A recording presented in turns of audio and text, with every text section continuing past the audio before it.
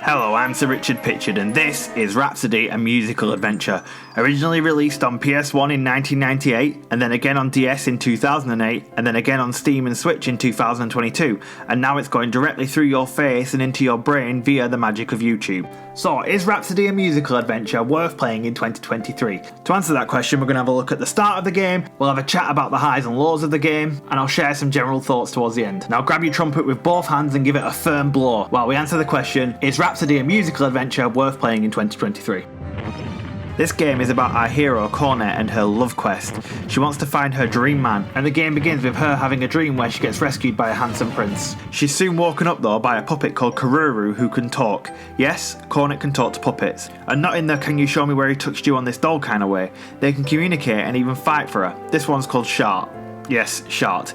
She asks us if we can help her find her sister who wants to become human, but no matter how much we decline Shart, she follows through with her request, and Cornet blows her a solemn little trumpet ditty to commemorate this union.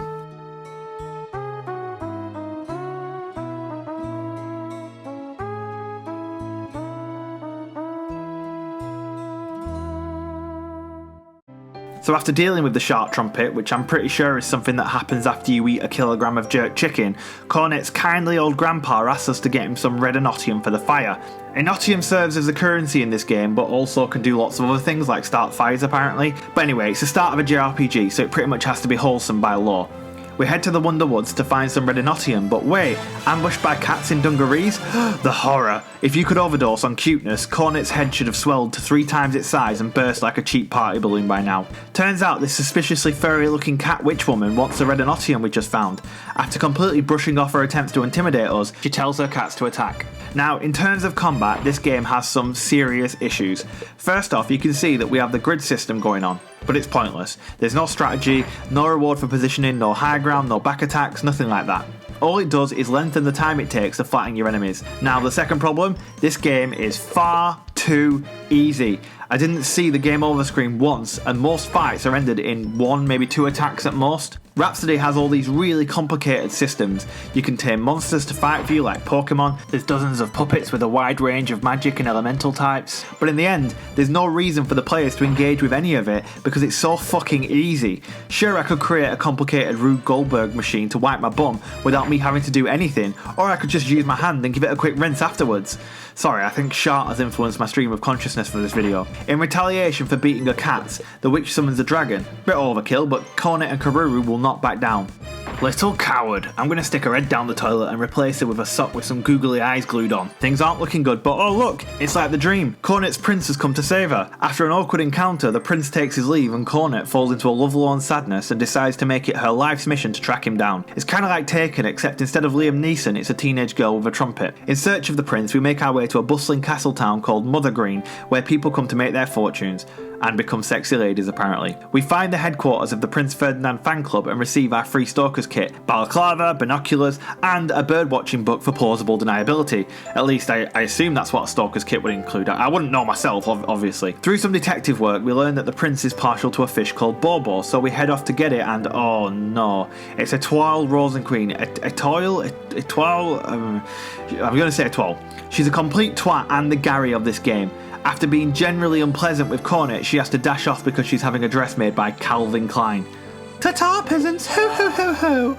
Bitch. We head off to the river to catch a fish, but how to get it to the prince? Well, obviously we use a sketchy tunnel that connects from a graveyard to a bathroom. We had one of these in my Catholic high school. We called it the priest tunnel. Seriously, this is not a joke. I'm being 100% Look, I'll stop the voice. I'm being 100% serious. It went from the main hall to the boys' changing rooms. That is genuinely true. Anyway, when we emerge in the bathroom, we are accosted by this fellow with a traffic cone on his head. He assumes that Cornet is a secret admirer and proceeds to attempt to fondle her and, wait, Cornet Espoir, 16 years, I knew it, only a nonce wears a traffic cone hat. Cornet eventually calls him out and he sets some skeleton hoodlums on us. After we beat them, we escape back down the bog. The next day we find out that there will be a beauty contest held and the winner may have a chance to marry the prince. We go to sign up but we find out Étoile is also signing up. Oh, fucking stupid perfect Étoile. Cornet and her sad little trumpet have no chance now. Sorry, did I say beauty contest? I meant fucking cage match. The prince wants a bride who can plant a Glasgow kiss on his enemies, so Cornet and Étoile brawl for his affection. Unfortunately though, Étoile lays Cornet out like a young Sugar Ray Leonard. Fortunately though, there's another round, a singing round. Take it away, Cornet.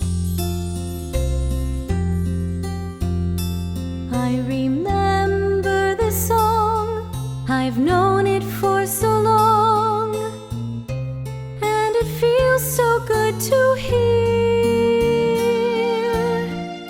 Sounds a little sad but sweet just the same. Lovely melody. Whenever I hear this song, I really don't know why. It makes me shed a little tear,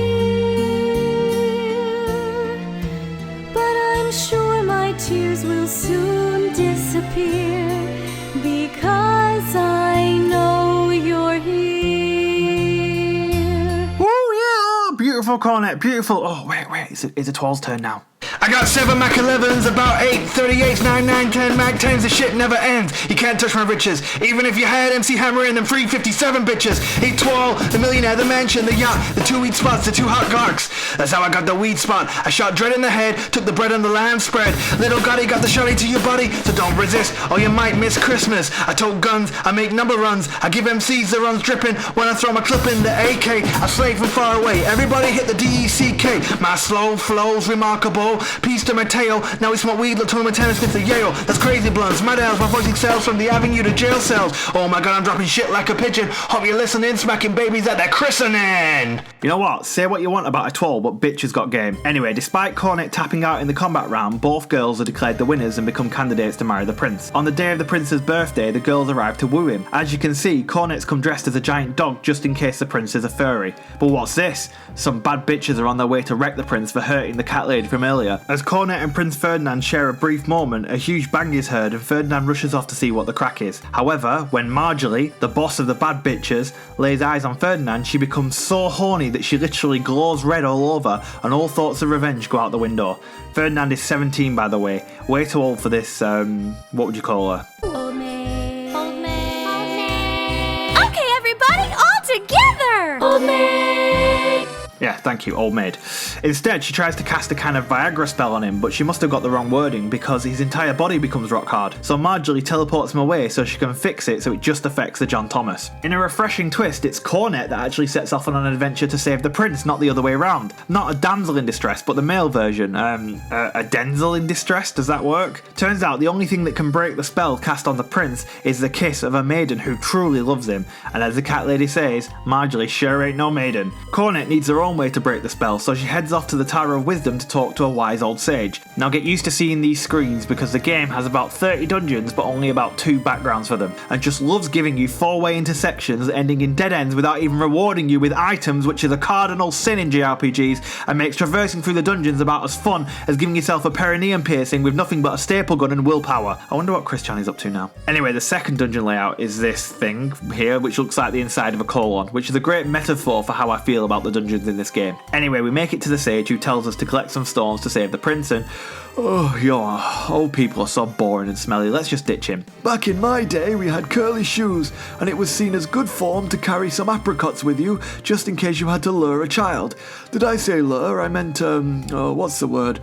Young people have the attention span of rocks, which makes them ideal targets, actually. But Marjorie is not going to sit by while Cornet steals her toy boy away from her, and I'll let Marjorie speak for herself in a second, but before I do, Rhapsody is available on Steam and also on Switch as part of the Prinny Presents NIS Classics Volume 3, along with a game called La Pucelle Ragnarok, which could be about badminton for all I know, but I really would recommend it just for this game, and if you like it, the sequels are being released as part of a collection on PlayStation later this year, so now's the time to jump in. It appears on the surface like this is a game about Cornet finding her love, but it's actually more about Cornet learning about her past. Without spoiling, I can't think of many games where the key relationship is between mother and daughter, and on more than one occasion it genuinely brought a tear to my eye. But on other occasions it genuinely made me laugh out loud. Etoile in particular is such a colossal bitch that it's hard not to love her, and the game is filled with absurdist humour, such as a section where Cornet gets swallowed by a giant worm and finds a town of people who have accepted their fate and just live inside the worm now, and have even conceived children in there. That's right, this game features features people having sex inside of a giant worm. That wet thudding sound you can hear is Sigmund Freud tossing himself off from beyond the grave. There's another bit in a frog castle which could genuinely be in Game of Thrones. Game of Frogs, Game of Toads, I don't know. With the random musical numbers added in, this game is constantly finding ways to surprise you. Unfortunately, often the biggest surprise is what you needed to do to progress. The game has some serious moon logic going on.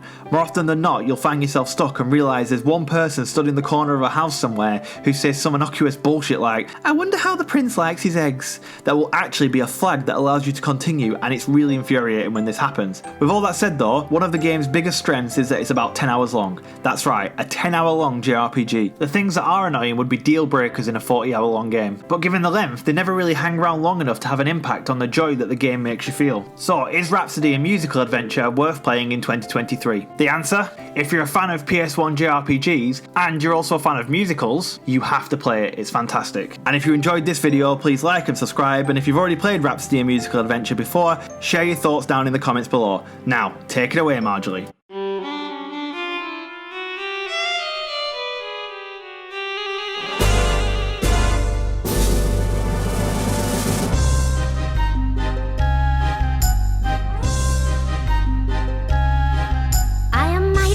Than the god, the devil is my slave. More beautiful than the goddess, I put her face to shame. Oh, look at me, what do you see? There's no one greater than me. I am the queen, the best you've seen, so worship me. Your Highness, Marjorie, we worship you as number one. Oh yes, I am evil personified, so get down on your knees. And if you're ever graced by my beauty, you'll thank your lucky stars. Aren't I great? I'm amazing myself all the time. There is one thing that I still have to get. I won't rest till he's mine, Prince Ferdinando. Don't you know you're old enough to be his mother? Hey, you, shut up! My heart is burning, overheating with a raging fire. The prince I do admire, he fills me with desire. Dear Ferdinando, I am here to save you from this curse. Let his love quench my thirst. My precious, wait a little longer, I will end your strife. I'll bring you back to life, I'll be your wicked wife. Dear Ferdinando, I am here to save you from this curse. Let your love quench my thirst. Quench your thirst. If you dare to get in my way, we'll make you pay. You won't live another day. Queenie, just show your beauty. You're the baddest queen under the sun. Keep on shining, we'll keep on whining. She's our queen, she's the baddest to be seen. Marjorie, you're the evil beauty. We bow down to you eternally.